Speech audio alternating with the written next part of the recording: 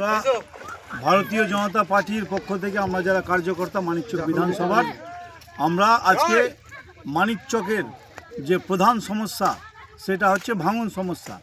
সেই ভাঙন সমস্যায় এতদিন আমরা দেখেছি যে সমস্ত সরকার ছিল তারা শুখা মরশুমে কোনো দিন কাজ করায়নি, তারা সব দিন বর্ষাকালে কাজ করিয়েছে এমার্জেন্সির নামে এবং লক্ষ লক্ষ কোটি কোটি টাকা লুট করেছে।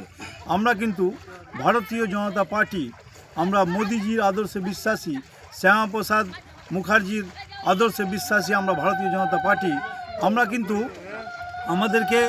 আমাদের এমএলএ গৌরচন্দ্র মণ্ডল এবং মুখ্যমন্ত্রী আমাদের শুভেন্দু অধিকারী আমাদেরকে নির্দেশ দিয়েছেন যে আপনারা নিজ এলাকায় যান, ভাঙনের বর্তমান কী সমস্যা আছে সেটা তুলে লিপিবদ্ধ করুন এবং এই নিয়ে রাজ্য সরকার আগামী শনিবারের মধ্যে প্রশাসনিক একটা বৈঠক করবে, যে বৈঠকে উল্লেখ করা হবে যে মানিকচকের কোন কোন অঞ্চলে এখন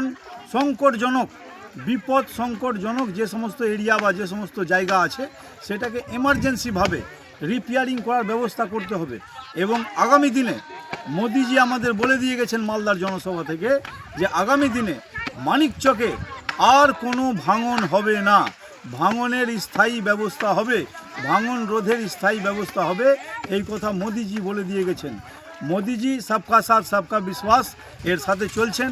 মানিকচকের গঙ্গা পাড়ে সমস্ত বর্ণের মানুষ থাকেন, সমস্ত ধর্মের মানুষ থাকেন, সবার রক্ষার জন্য এই গঙ্গা নদীর পার বাঁধা হবে।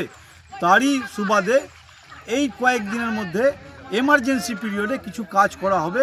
আমরা ভারতীয় জনতা পার্টির প্রতিনিধি, আমরা আজকে মানিকচক থেকে এসে আমরা ঘাট পরিদর্শন করলাম এবং পরিদর্শন করে আমাদের যা বক্তব্য সেটা আমরা আমাদের এমএলএ গৌরচন্দ্র মণ্ডল এবং আমাদের পশ্চিমবঙ্গ সরকার মুখ্যমন্ত্রী শুভেন্দু অধিকারীকে আমরা জানাবো।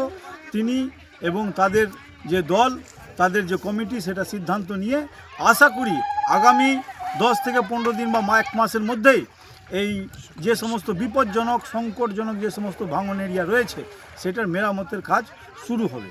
ধন্যবাদ।